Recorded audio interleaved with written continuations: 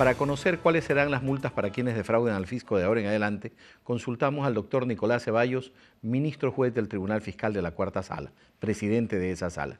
Tenemos una nota a continuación. El doctor Nicolás Ceballos, ministro juez del Tribunal Fiscal de la Cuarta Sala, especifica cuáles serán las multas para sancionar las infracciones aduaneras, sean estas consideradas como contrabando o como defraudación. Cuando se lleva a cabo la incautación, pues se define el contrabando de la mercadería. Una mercadería tallada debe tener un valor mayor a $2.640 para que sea tipificado como contrabando. Como defraudación debe ser por lo menos 150 salarios mínimos para arriba, es decir, un monto mínimo de $39.600. Comentó que cuando los valores son inferiores a los señalados, se los considerará como contravenciones aduaneras. Que es alguna reforma novedosa, que es que le impone una contravención bastante fuerte, que es el 10% del tributo. Es decir, si de $20.000 resulta que yo tengo, no he declarado 6.000 de acuerdo pues, a la ley, a mí me imputan 6.000 por 10 veces el tributo, $60.000 de sanción. Para el ingeniero Rafael Ceballos, así como para el doctor José Modesto Apolo, las multas de la nueva ley son sumamente altas y exponen sus criterios. Tanto ahora el importador, el exportador, los que trabajan y tienen relación con la aduana tendrán que tener muchísimo cuidado en sus trámites, en sus documentos, en sus responsabilidades. Pero lo que puede suceder ahí es que se pueda crear un foco de corrupción, porque en el momento en que las multas son muy altas, ya es probable que haya personas que tiendan a solucionar el problema antes de ser sancionados. Reducir al mínimo posible las defraudaciones aduaneras, objetivo prioritario que apunta también a otros propósitos. El rol que tiene el Estado, que debe ir de la mano con el rol que debe tener la empresa privada para el desarrollo del país. Como me explicaba, este código también da pues, muchos incentivos, entre ellos por la exoneración tributaria, ¿verdad?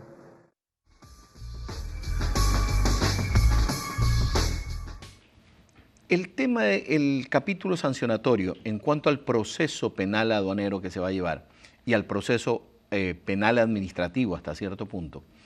Esto es, una vez de que se detectó la realización de la comisión de la infracción por parte del importador, representado por su agente de aduana, la aduana procederá a la sanción directa en el campo administrativo y a la recaudación de la multa, o va a seguir algún proceso administrativo establecido en la ley.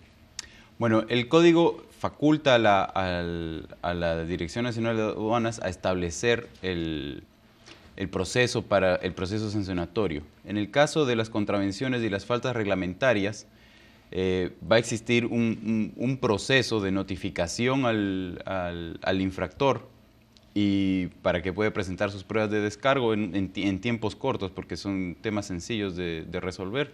Una vez que presente los descargos, inmediatamente la aduana deberá resolver y notificar la sanción, ¿no? o notificar que el archivo del trámite. Esto podrá dar origen, en todo caso, a la realización de lo que se llama el proceso administrativo de reclamación, el reclamo administrativo. Bueno, una vez que está sancionado, inicia el proceso de reclamo. Y también algo que nosotros estamos contemplando en este punto, algo que es muy importante, es no vincular la multa al despacho aduanero. Actualmente, las multas que se generan tienen que ser pagadas para que se pueda retirar la mercancía. Sí, efectivamente, y eso genera 60 días, 90 días, 120 días. Exactamente, y en las multas por contravención, que también en la ley anterior también eran altas, no podían retirar la mercancía hasta que no se pague y provocaba demoras. Ahora tenemos multas más fuertes, reconocemos, y que van a ser sujetos de impugnación. Entonces, lo que estamos haciendo es desvinculando. Si se sanciona, no se tiene que pagar la multa para iniciar para retirar. Y ni siquiera se tiene que llegar a sancionar para que se inicie el despacho. Simplemente con la notificación del inicio de de la sanción ya es suficiente para nosotros poder continuar ese proceso. Es independiente, el proceso de despacho puede salir sin ningún En el caso de que ya la carga salió, porque antiguamente se la tenía la carga más o menos como un rehén de la situación, o en su defecto se exigía la presentación de la obligatoria garantía para poder retirar la mercancía. Esa garantía, normalmente de seguros o de póliza bancaria o en efectivo, garantizaba el cumplimiento de la sanción a poner. En este caso, ¿qué garantía van a exigir ustedes para que ese despacho continúe? ¿Ninguna?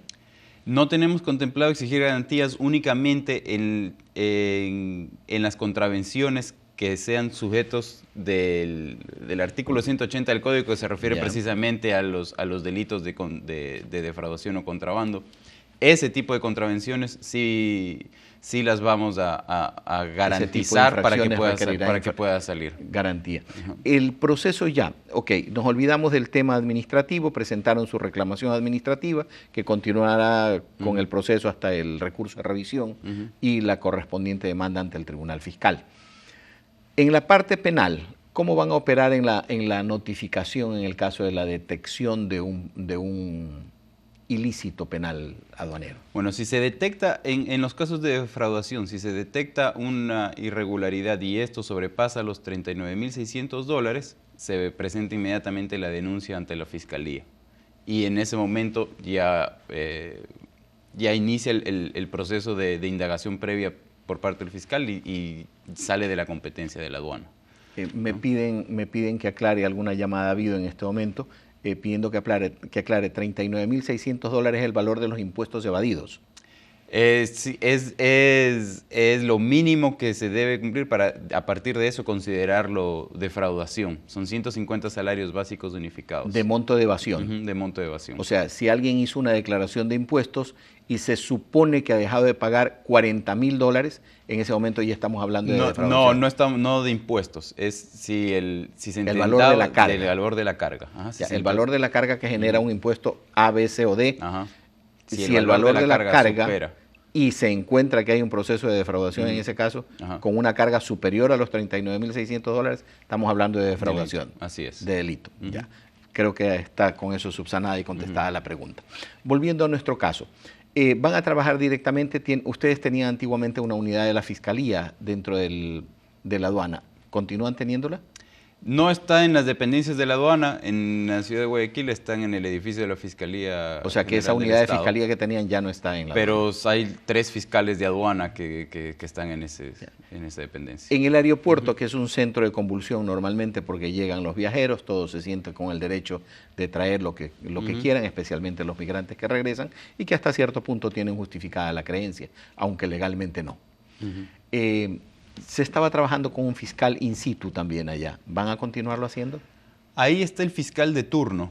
Somos 3 fiscales y hay uno que siempre está de turno por semana. Entonces, en el caso de haber algún inconveniente, se llama al fiscal de turno y él acude inmediatamente al ¿Por qué se tomó esa determinación de trabajar con un fiscal de turno en el aeropuerto, en donde realmente las defraudaciones o realmente los delitos aduaneros son de monto muy inferior al puerto, por la relación y la cantidad y la calidad de carga que se maneja?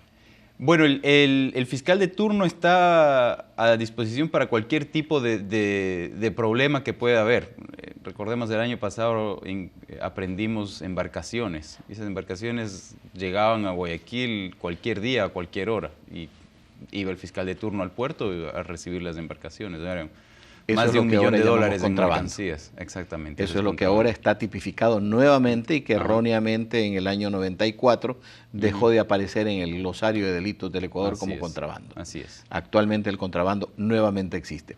Para poder calificar una mercadería como contrabando, aparte de que venga por sitio clandestino, no habilitado por aduana, ¿tiene algún monto de definición de mercadería? El contrabando es considerado a partir de los 10 salarios básicos unificados, actualmente $2.640. Entonces, estamos hablando de una persona que pasa por un chaquiñán, le dicen en la sierra, o carreteros de segunda o tercera o cuarta condición, que vienen desde Colombia o que vienen desde el Perú, y que trae $1.500. ¿Qué pasa ahí? Trae $1.500, se aprende la mercancía, se valora, son $1.500, se lleva la mercancía hasta el distrito, esa persona es obligada a declarar la mercancía, paga los impuestos y además hay una multa de 300% del valor de la mercancía. Si son $1.500, tiene que pagar $4.500 más los impuestos. Hay algo que yo no entiendo y que quizás usted me lo pueda dilucidar como funcionario de aduana, que es, si Ecuador y Perú tienen convenio, Comunidad Andina de Comercio, Comunidad Andina de Naciones, Ecuador, Colombia tienen lo mismo, ¿dónde está el delito en que se traiga mercancía peruana o se detenga mercancía peruana en las fronteras o mercancía colombiana en las fronteras colombo-ecuatoriana? El tema es que entre Ecuador y Perú puede haber, en las ciudades fronterizas, puede haber un comercio transfronterizo similar a lo que pueden traer los pasajeros por sala de arribo sin pagar impuestos. Sin embargo, si esa mercancía no tiene destino transfronterizo y no está en esas cantidades consideradas para el tráfico transfronterizo y sobrepasa, evadiendo el control, ya se convierte en contrabando. Porque pensemos que no solamente es el tema de los impuestos que no tenemos o los aranceles que no existen entre países. Tenemos que pagar el IVA. Además, si es que estamos hablando de alimentos, tienen que cumplir con las normas sanitarias de registro sanitario o tienen que someterse a inspecciones de agrocalidad. Si estamos hablando de ropa, tiene que cumplir con las normas de etiquetado de INE. Si estamos hablando de licor, lo mismo. Se me viene, gracias por su contestación, me parece muy interesante. Ya tiene que saber la gente que el problema que tiene es por la falta del pago del IVA, básicamente, y el cumplimiento de las condiciones especiales de importación.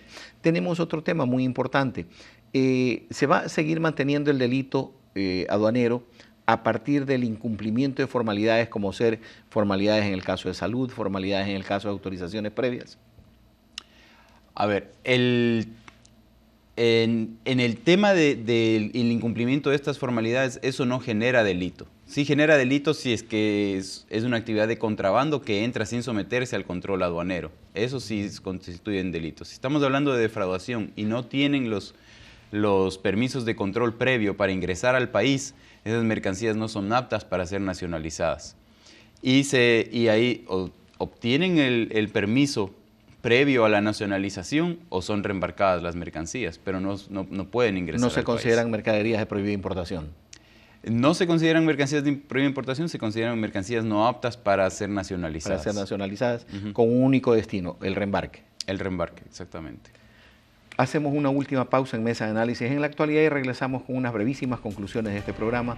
Y antes que nada, pues agradecemos la gentil presencia del director general del Servicio Aduanero, ingeniero Mario Pinto, quien se ha presentado lo más amplio posible a todas nuestras preguntas. Volvemos, no se vayan.